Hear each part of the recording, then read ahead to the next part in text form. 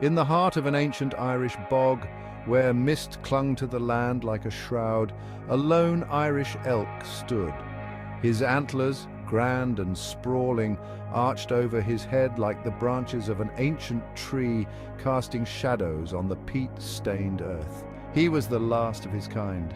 The elk, known as Cernan among his herd before they disappeared, was now the only living remnant of a world that had shifted beneath him. The ice had retreated, leaving the land warmer, the trees closer and the grasses thinner.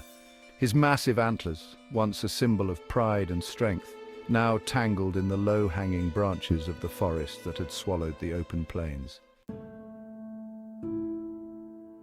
Each night Cernan wandered the bogs, his hooves sinking into the soft earth as he listened for the echoes of his lost herd.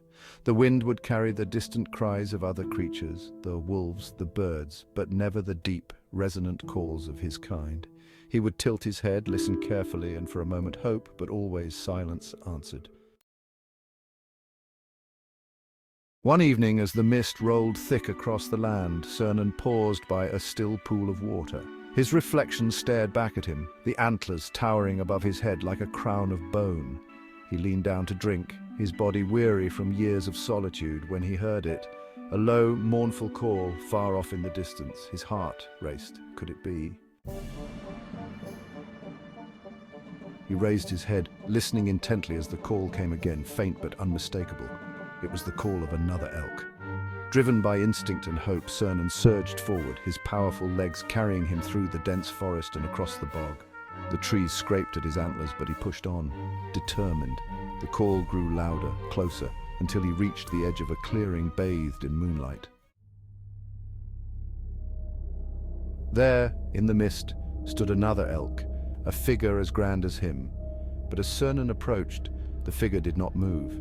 It was only when he came closer that he realized it wasn't flesh and bone before him, but a ghostly shape, a memory of a time long past. The call had been an echo of his own bouncing back through the mist. Cernan stood still, his breath heavy, the weight of his antlers felt heavier than ever. The spectre faded into the mist, leaving Cernan alone once more, with only the stars and the cold wind for company.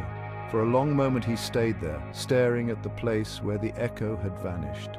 Then, slowly he turned and walked back into the fog, his mighty antlers disappearing into the night, the last echo of the Irish elk. The end.